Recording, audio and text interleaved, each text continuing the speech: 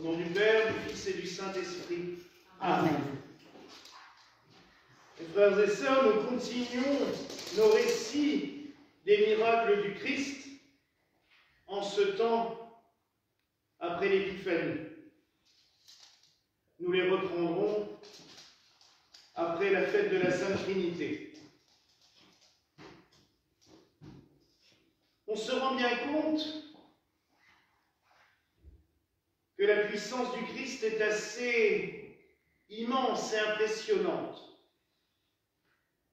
Et qu'après avoir guéri un malade, après déjà avoir manifesté sa gloire, étant petit, auprès des rois, puis, ayant manifesté sa divinité, et surtout la puissance de la toute sainte Trinité lors de son baptême, on continue avec les noces de Cana, avec un miracle, j'allais dire, tout simple pour le Christ. Pour nous, transformer l'eau en vin, c'est compliqué, mais pour lui, si on regarde par rapport à tout ce qu'il a fait d'autre, on se dit, il a commencé doucement. Même si toute la symbolique qui est derrière est énorme.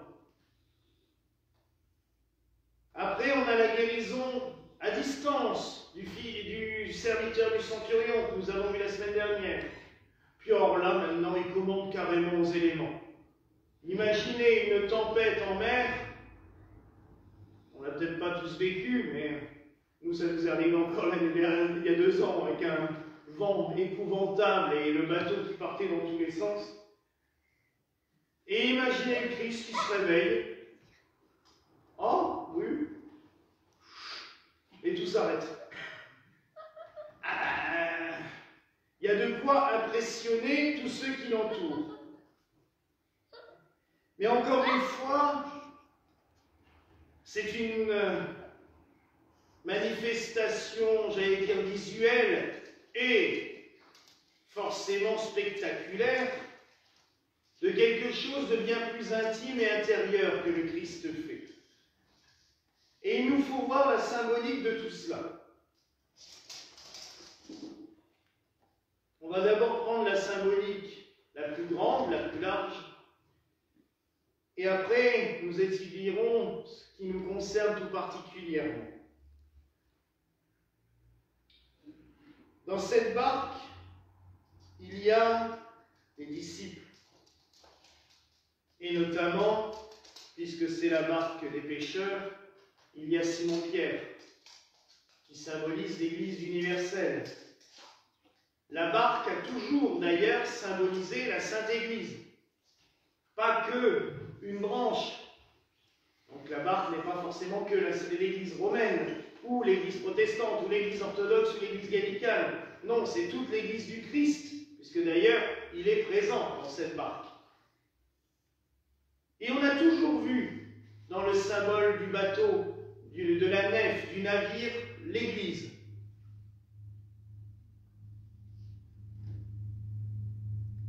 L'Église est souvent agitée par la tempête, par les mouvements divers et variés.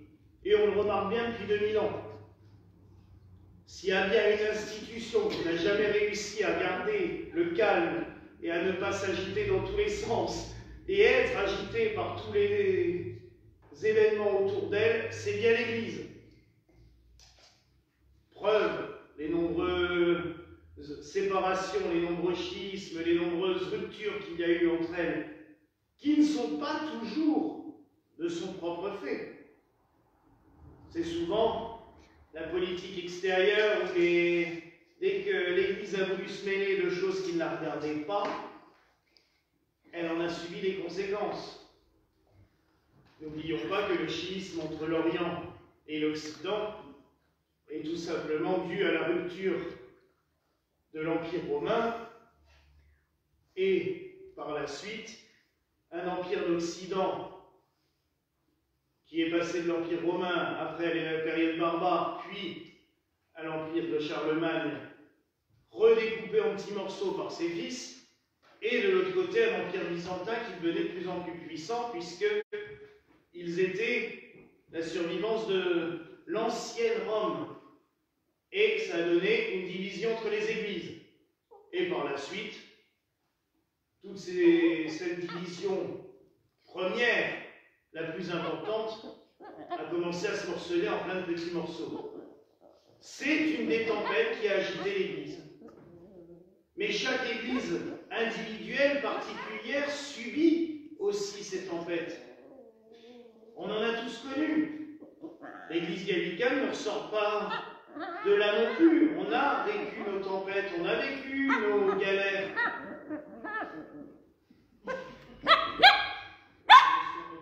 T'as le micro juste à côté. Hein? T'as le micro juste à côté. On a vécu nos tempêtes, on a vécu nos galères, on a vécu même des fois des ruptures aussi au sein de notre Église. L'Église romaine, actuellement, est agitée aussi par ses propres tempêtes. Peut-être aussi parce que les médias focalisent sur elle sans regarder ce qui se passe dans les autres communautés aussi.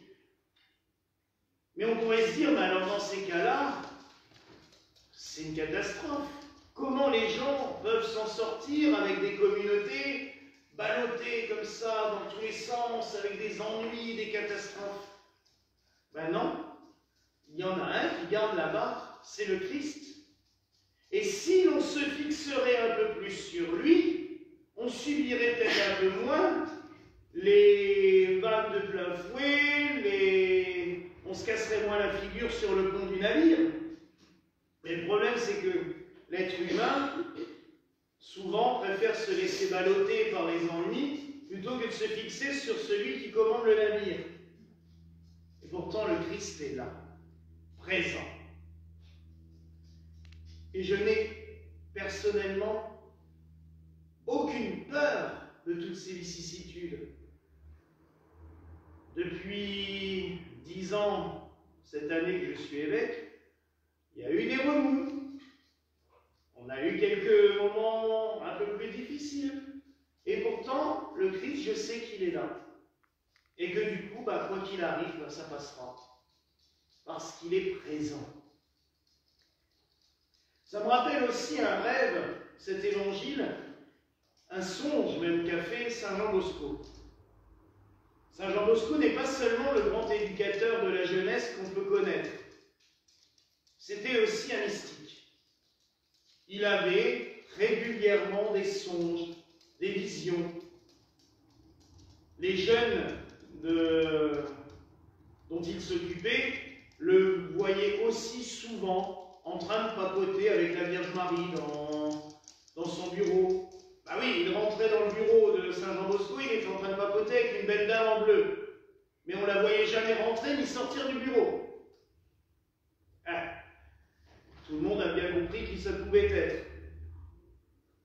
Et un jour, il a un rêve. Il voit le bateau de l'église complètement bouleversé. Mais tout à coup,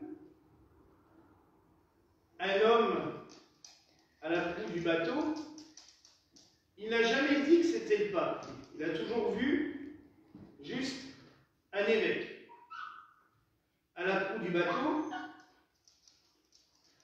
qui ordonne d'amarrer le bateau à 2 colonnes. D'un côté, sur la colonne, il y a la Vierge Marie, et sur l'autre colonne, il y a un ostensoir, l'Eucharistie. Et forcément, le bateau se calme, et malgré la tempête, il ne bouge plus. C'est ce qu'on appelle, on a appelé le rêve des 3 blancheurs, la Vierge, l'Eucharistie, et cet évêque habillé de blanc.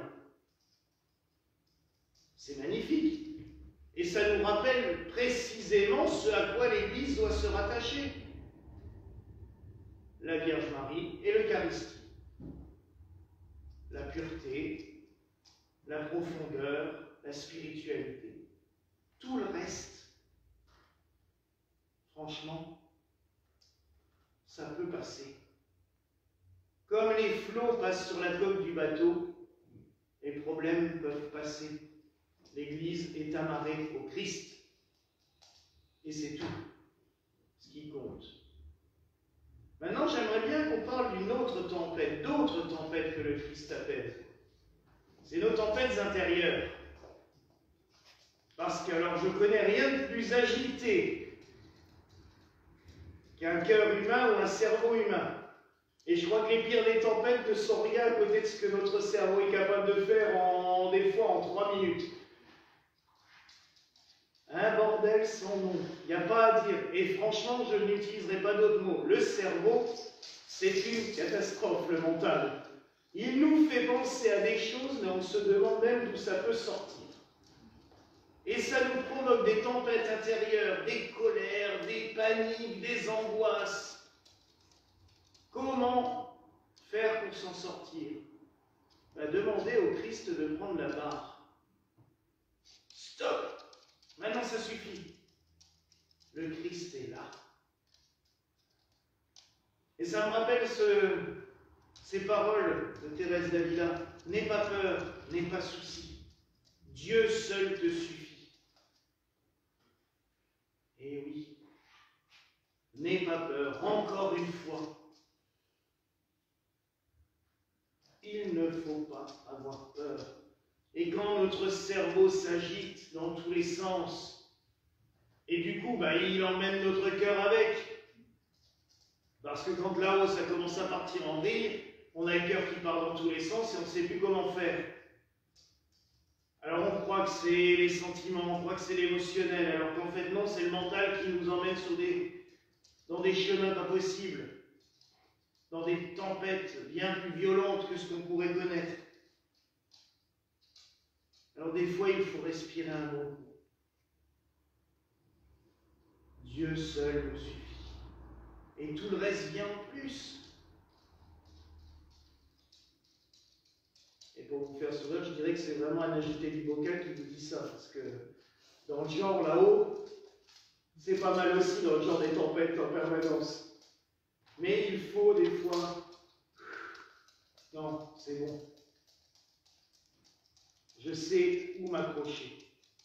Je sais où amarrer mon navire. Le Christ. Le Christ me gouverne. Je peux m'accrocher à l'Eucharistie, je peux m'accrocher à la Vierge Marie. Je dirais même que moi, je rajouterais bien une troisième colonne. Comment ça s'appelle? Voilà. Saint Joseph. Parce que combien de fois, quand je pars en crise d'angoisse ou en panique, il suffit que je vienne là et que je le regarde et je dis oui, bon, c'est bon, j'ai compris ça. Il suffit, stop. Il est là. Mais qu'est-ce que fait Joseph? Qu'est-ce que fait Marie? Ils nous montrent le Christ, c'est tout. Ils nous disent juste, mais oh, là, c'est bon. Ils nous conduisent à l'autel, ils nous conduisent vers la croix. Et la tempête, elle s'apaise. Combien de fois on a du mal à comprendre ça? Si seulement on comprenait la puissance du Christ. S'il a été capable d'arrêter les éléments climatiques qui partent dans tous les sens, combien peut-il faire pour nous avec nos tempêtes intérieures? Laissons-nous juste guider par lui. Vous allez me dire, il répète la même chose de dimanche en dimanche. Ben oui. Faisons confiance au Christ. Laissons-nous guider par lui. Laissons-nous gouverner par lui. Et tout le reste, ça viendra. Tout le reste, ça vient. Alors oui, mes frères et sœurs, en ce jour, accrochons-nous au Christ. N'ayons pas peur de lui dire quand ça ne va pas. Seigneur, sauve-nous, comme l'ont dit les apôtres dans le bateau. Nous sommes perdus. Et lui va encore une fois nous dire, mais pourquoi avoir peur? Bon là, il n'est pas commode avec les apôtres, hommes de peu de foi. Mais il faut reconnaître quand même qu'avec toutes les preuves qu'il nous donne, et quand on doute encore, on est quand même une bande de têtus. Hein. Mais il va nous dire encore une fois, pourquoi avoir peur? Faites confiance. Faites-moi confiance. C'est tout ce que le Christ nous dit, à longueur de temps. Alors, ayons confiance en lui. Supplions-le d'apaiser nos tempêtes intérieures, les tempêtes qui bouleversent le monde, qui bouleversent l'Église universelle, je précise bien. Et laissons-nous gouverner par lui. Voilà la grâce que je nous souhaite en ce jour au nom du Père, du Fils et du Saint-Esprit. Amen.